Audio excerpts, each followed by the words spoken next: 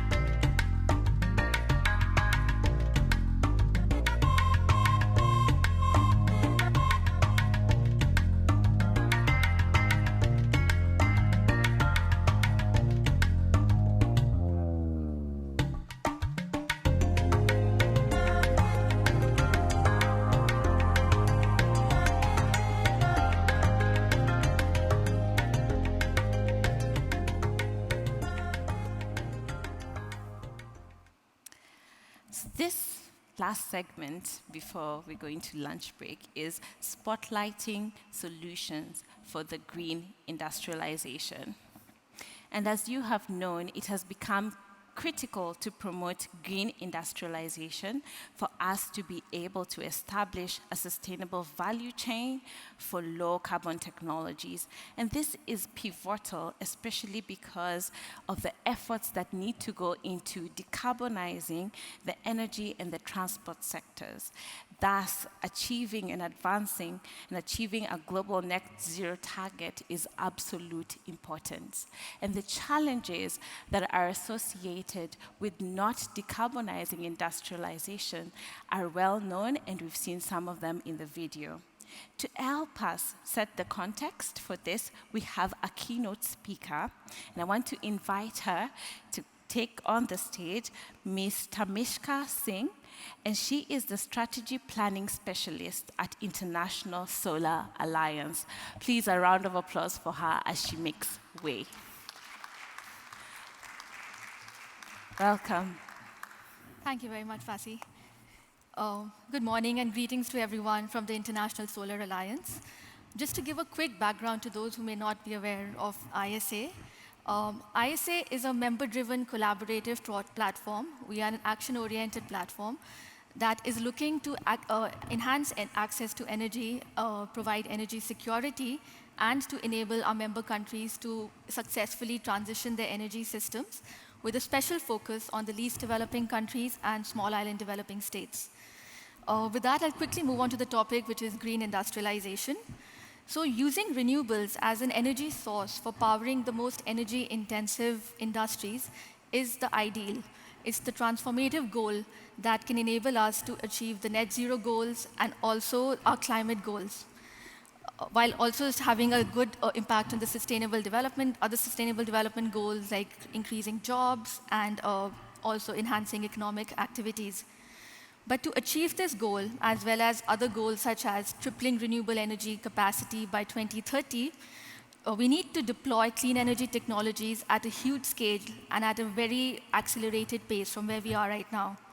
For example, assessments for India itself show that to achieve its 2070 net zero goal, we need to increase the present solar and wind energy generation capacity by almost 20 times by 2050. So that's less than 25 years in which need to increase the current capacity by 20 times. And it is estimated that the demand for solar is expected globally to increase in a minimal transition scenario by at least 3.7 times. And if some other technologies like green hydrogen become feasible in the same space of time, then it would be up to 10 times. And while there has been immense progress, solar has accelerated and been deployed at a much faster rate than was expected and has been projected consistently in the past, we are still not really there. We have now a lot of examples to learn from. There have been innovative business models, technology breakthroughs, determined policy push across the world from different governments, and there have been successes also across other clean technology areas, for example, EVs and batteries. But we should note that we still have a long way to go to reach our desired goal. Despite the dramatic cost reduction, renewable energy sources, excluding large hydro, today supply only about 10% of the world's electricity generation, whereas 65% is through fossil fuels. This just highlights that fossil fuels are deeply rooted in the world economy right now. So for enabling the next phase of growth in renewable energy generation, there are several challenges that need to be overcome. And first amongst those is that the issue of manufacturing, supply chains, and critical raw materials. Global energy is almost always intertwined and intertwined with geopolitics. There have been several examples in the past where geopolitical tensions have led to price increases and critical supply shortages of critical raw materials. This has also been the case for solar in the last 4 to 5 years. And in this present time, when we need to really accelerate solar deployment, these are the kind of challenges that we just cannot afford to have. Supply chains, if they are not properly diversified across the globe, can have geopolitical shocks, of course, other systemic shocks, and also if it's concentrated at a provincial level, issues such as natural disasters and all could also make a big impact. We all might be aware that a large part of our manufacturing is just right now concentrated in China, which is around almost 90% of the critical steps of the supply chain. And that is because China had the foresight 10 years back to already start building up these capacities. They now are at a stage where they have huge cost advantages, which makes it very difficult to be able to scale up across other emerging countries.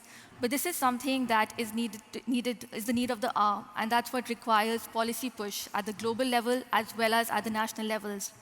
For example, at the global level, while we need to really prioritize collaboration on R&D, critical raw material supply, financing, sustainability, and also to encourage trade and joint ventures across countries, at the national level, we need strong policy direction and a stable push to actually build manufacturing capacities within the country. We are seeing that economies are aligning their climate objectives, their energy security objectives, along with the industrial and trade policies. And one such example is the production-linked incentive scheme in India, which started in 2021, and 2022 was the second phase, which was rolled out. We have already seen through this that new capacity of around 50 gigawatts has come for module manufacturing is coming on in place. And this is just some early wins, and we hope that this keeps growing more. So such kind of pushes are really required. And while upstream direct supply-side measures are always welcome, it also needs a push for demand side from policy incentives and measures. This could be public procurement policies which strict local content requirements within the WTO limits, and also tax incentives and subsidies for buying local. And these are some measures that are also being increasingly explored. For such a huge push, there's a huge need for CapEx requirement as well as technological expertise. And skilled labor is a major gap that's there in the sector. For this, it's crucial for developing DFIs, MDBs, and other international organizations to work with governments and to collaborate on capacity building and training of skilled manpower. For example, it's estimated that 1 gigawatt of module manufacturing and assembly requires about $10 million. And while that is large, the CapEx requirements is just one part of the picture. It would also require uninterrupted power supply, regular training for new personnel, ease of doing business, manufacturing processes which align with good quality parameters and other quality checks. And this is where emerging markets need support and capacity building. To quickly go on two other points that are important, one is we need to continuously innovate on new technologies. And that's something it's really great to see today, so many new innovative solutions that we are seeing, which is what is required. There's a need for new battery chemistries. There's a need for more effective storage, novel electrolyzers for green hydrogen production, and also increasing focus on recycling and use of materials from solar PV and other clean technologies. As the demand for renewable energy grows, addressing intermittency is becoming a critical issue. So this is something to also be addressed, and we are seeing some early wins. The price of solar plus wind from battery, for example, has touched new lows right now, which is a good sign for the future. And we'll be hearing about these two more such examples just following me now. Finally, innovation in business models and financing modules is something which is very important. We've been hearing the need for that from several of the solutions that were presented earlier, and that is something that we are working on also. At ISA, we have something called the Global Solar Facility, which is a payment guarantee mechanism, which we hope is able to address the perceived risk that's seen for least developing countries for investments, and to be able to make it more affordable and accessible there. For this, there is also a need for enhancing trust and transparency in the use of these blended concessional finance mechanisms. And thank you. I'll just end there. Thank you so much, Tamishka. I want to invite you to join me on what, for this segment, I'm calling the hot seat, so that we can see if there's a question for you in the audience. That was a very comprehensive presentation, highlighting the challenges, the needs. Any question? Any takers? Shall I volunteer someone? Okay, should there be no questions, I have one for you. How does ISA support skills development for solar in developing countries? And what opportunities do you see for collaboration in this area? And this question is pertinent because you mentioned that the players in the supply chains are limited or just concentrated around a handful of countries, and most of them are not developing countries. So tell us a bit more how your institution is solving this. Sure. Thanks, Fassi. So ISA is a member-driven country. So the first step is that we see what the requirements of the member countries, where we are trying to do skill development and capacity building is. For example, some would be looking at agricultural solutions powered by solar, while others are looking more at irrigation solutions, or looking at setting up rooftop solar. So based on that, we try to tailor the capacity building that's delivered. Another thing we feel really important is that there's a need for pilot projects, because many of the countries don't have exposure to solar yet. So the first step we try to do is set up a demonstration project there, so that they are able to see what goes into it, what the skills required for working with that is, and what the regulations to support this is. And that's the kind of step we do. So it's a very grassroots kind of a push. We see what's required on the ground, work with the member countries, and in that ways develop the capacity building programs that we have. We have something called the Star C. These are these centers which are set up at the country level. They are based on an expression of interest from our member countries, and then we go and work to set these up, which provide these trainings in a year-long basis, following a strict curriculum across different stakeholder groups, ranging from bankers to policymakers, also technicians and entrepreneurs. So that's the approach, and there's always a lot of space for collaborating and partnerships here, because it's a wide area of skills that we're looking at. Oh, thank you. I'm going to do a quick check again just to see if there's a question from the audience.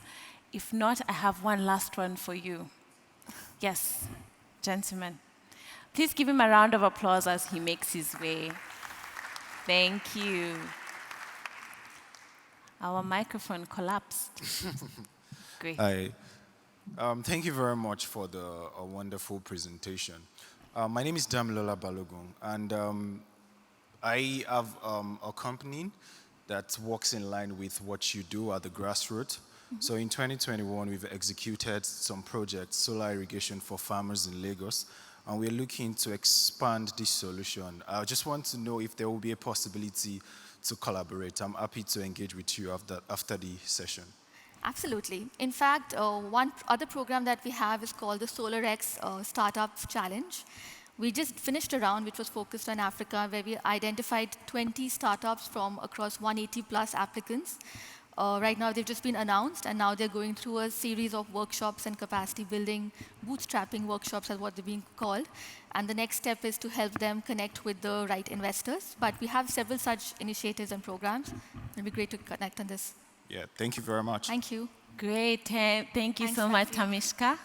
And a round of applause for her as she makes her way to her seat. Her presentation has given birth to one potential collaboration in the room. Thank you so much.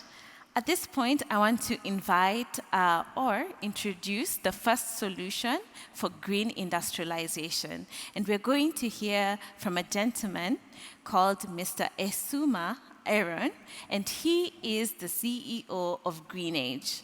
As he's making his way, I do not see him. He is coming. Great. As he makes his way, please give him a round of applause. He has a solution for us for green industrialization. Welcome. Hi. Let me do like my Zulu brother. It's Esume, not Esuma. All right. Greetings, everybody. My greetings also from my people in Nigeria, in Enugu State. As we say in Enugu, we say Ndeonu. If I say Ndeonu, please just say Oh Ndeonu. All right, that's good enough. All right, my name is Esume Aaron Ndidi, and I'm the MD of GreenAge Technologies Power Systems Limited. GreenAge is a solar equipment manufacturer focused mainly on the manufacture of inverters, charge controllers, solar lithium batteries, and solar panels. And a lot of people always ask, why focus on manufacturing when Africa and Nigeria in particular has a large energy deficit? To put this into comparison, the United States is 1.6 times more populated than Nigeria, but they have a generating capacity of 130 times more than Nigeria. This puts Nigeria as the country with the largest energy deficit in the world. And with all these glaring with all these deficits, it looks like it presents an opportunity. But you ask yourself, if these opportunities are real, and if there is this large energy deficit, why are there not so much investments? Why are there still a large chunk of Africa, over 600 million Africans are not connected to the grid per se, and those that are connected gets load shedding and incomplete power supply. So if you look at this deficit, you ask yourself, why is it that there's not so much investment, and why is it that so much is not done in Africa? And I'm going to give you a short perspective. Over the past 10 years or so, Nigeria has witnessed an impressive 12% increase in compound annual growth rates in the solar industry, with the pay-go industry having up to 30% growth rates annually. With all this, if you compare Nigerians to its neighbors, such as India, to its neighbors, I would say, such as India, Ethiopia, Ghana, and Nigeria, you see that Nigeria has around 1 watt per capita, as compared to India, which has around 28.4 watts gross per capita. And you see that there is this large deficit, despite all the investments that have been made into Africa. And we kept asking ourselves at GreenAge before we started the company, why is this so? What can be done differently? And how can we do it in such a way that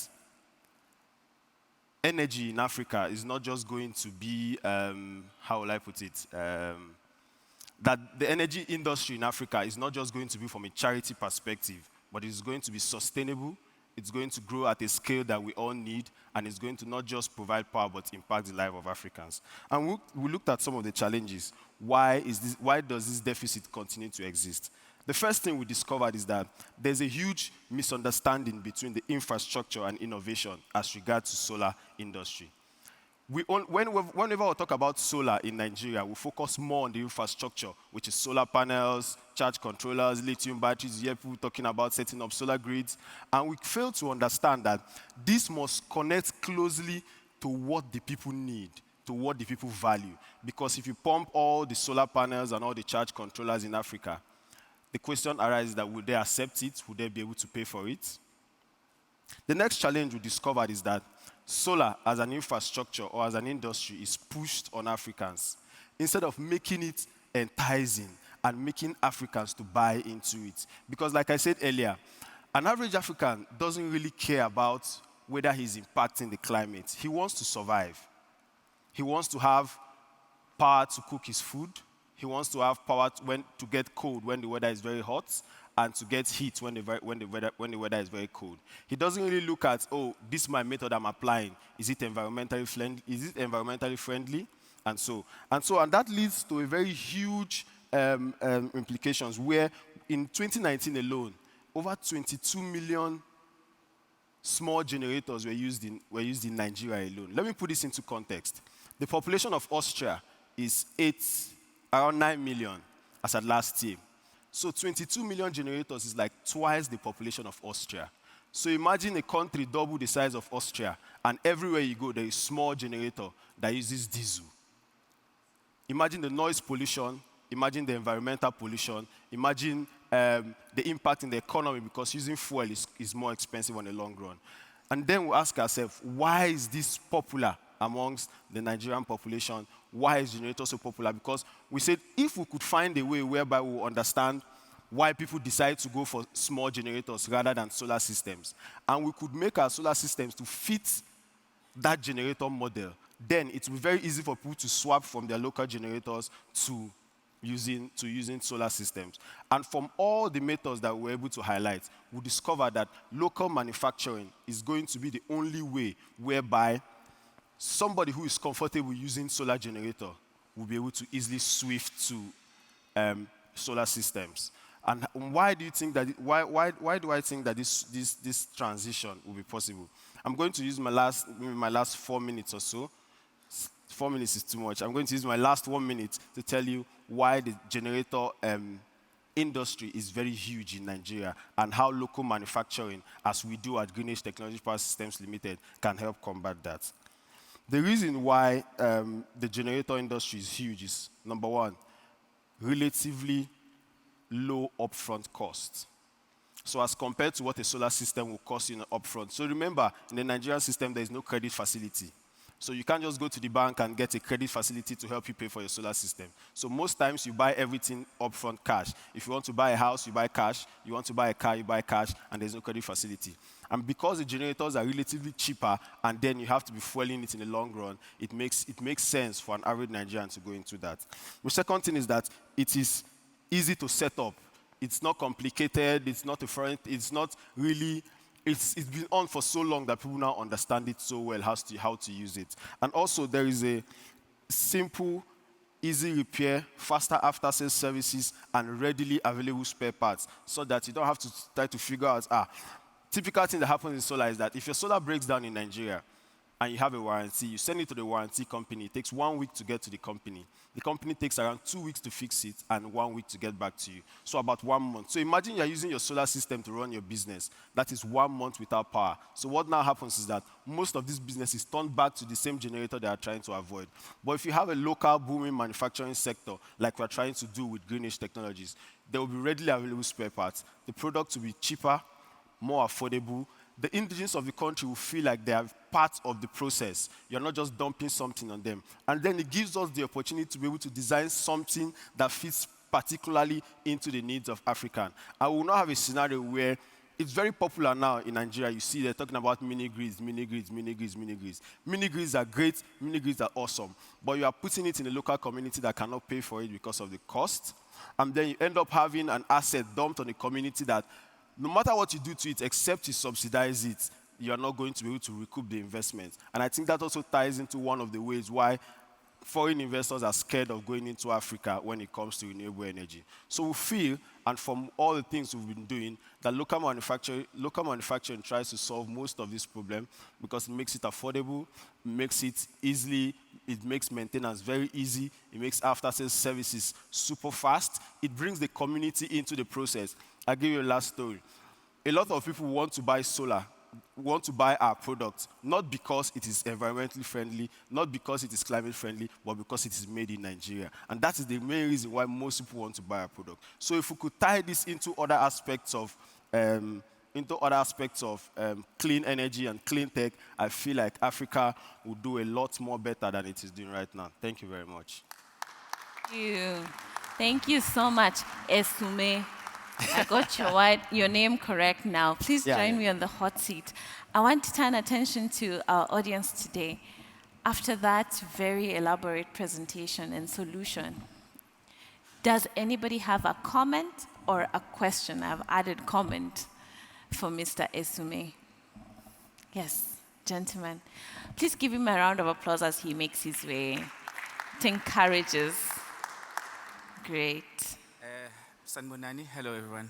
Hello. Thank you very much. So I just wanted to ask you, in terms of manufacturing in Nigeria compared to the East, what are the challenges, what are the benefits, what are the opportunities that are there, specifically for setting up your operations there? Thank you. Thank you. Yes. I'll start with the challenges. So I think the major challenge is logistics. Bad roads. It's unlike here you have in the West where there are standard logistics measures. Your rail is working, the air is working, the roads are good. Compared to us there, the logistics is a headache because it's very expensive. There is literally no rail infrastructure, so everything has to go by road. You have to remove air from the picture, so the logistics issue is a major challenge. Also, you understand that in recent times, in the last year, or in this year that we are also, almost 10 manufacturing companies, huge manufacturing companies have left Nigeria.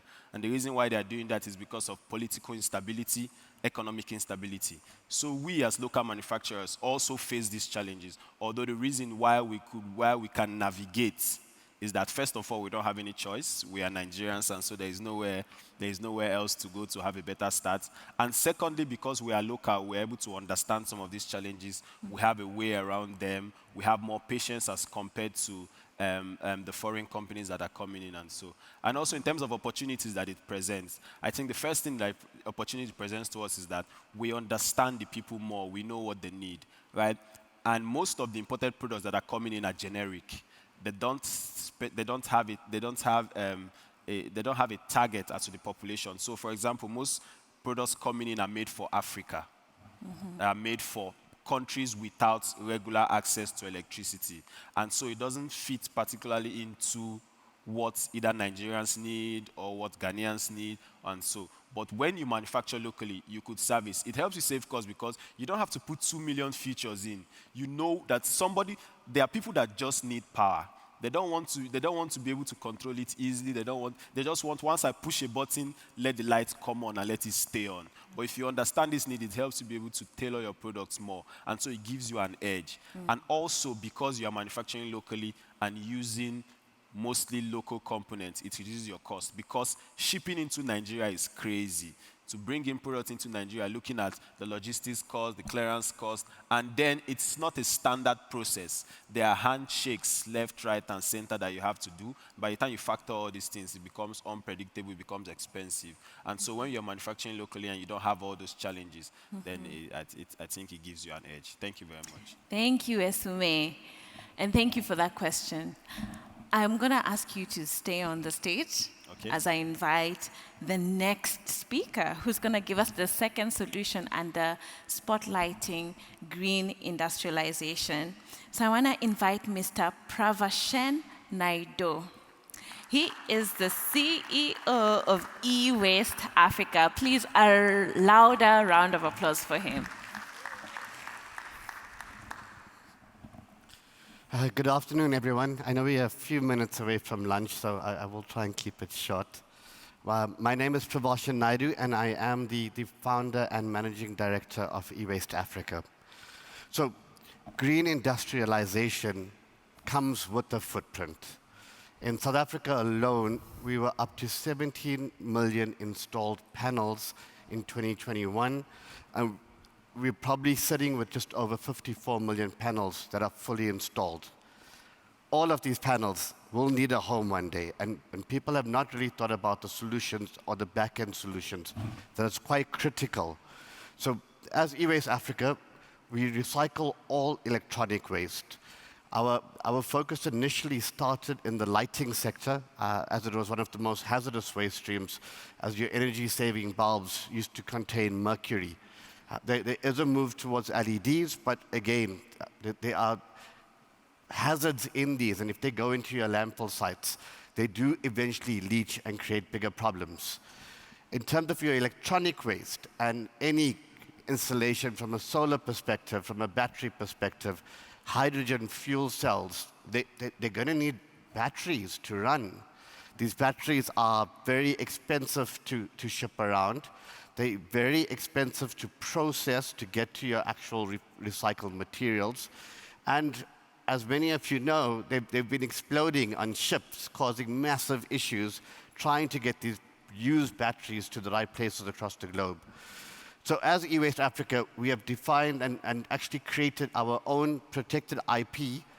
From a recycling perspective, we have a 99% beneficiation of the byproducts. So we depollute the electronic waste, for example, removal of the luminophosphorus powder in lighting, removal of the silicon layer in solar panels. And solar panels are actually 85% glass. So once you depollute it, we have the ability to reuse the glass. Things like the aluminum frames go back into the market. So from a climate impact perspective, we're probably getting around 100 or 1/10 of the tonnage of CO2 equivalent reduction when you do recycling. Where the kicker and where the most important thing right now, which is what we're focusing on for the future, is the ability to reuse these panels. So all the power stations that we have in South Africa will probably need to replace millions and millions of panels in the next 7 to 8 years. They're just turning 10 to 12 years old. They've got guarantees on the panels, generally 15 to 20 years. It does not mean that these panels are all dead. So realistically, a 200-watt panel could possibly still be generating 100 watts. You can refurbish these panels by simply replacing the junction boxes and ensuring that nothing is actually cracked or broken. And just a general clean on the glass actually helps quite a bit. We'll be able to put these panels on the market for under $50 a panel. And for the first time, your lower LSM market, which is where we need a lot of solutions to provide to people that do not have electricity, from an African perspective, we now are able to actually provide these solutions at an affordable level so we can help the future go green. So all of these impacts, obviously, I mean, yeah, people will talk about then what happens in the next 5 years or the next 10 years. Ultimately, those will still have to be recycled at some point. Climate impact is real, and having the foresight of seeing even what we do from a green perspective, from an energy perspective, is great, but we must look at the full life cycle. Thank you very much. Thank you. Thank you so much, Pravashan. I want come and join us on the hot seat. Do we have a question for Pravashan Well done. from the audience? Anybody? Any question? Yes, go for it. A round of applause for him. Great job. My name is Joel Moore.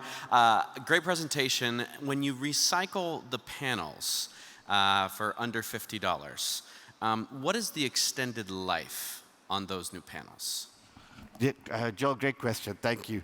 So we are hoping to offer a 5-year guarantee on the panels. So it will be less wattage, and you've got to have some formal guarantee on it. Yeah, short answer. Thanks. Great. I have a general question for you all before we wrap up this session. And COP29 is coming. 2024 is around the corner. 2028 is also just next door to us. But we also have the Summit of the Future that's happening next year.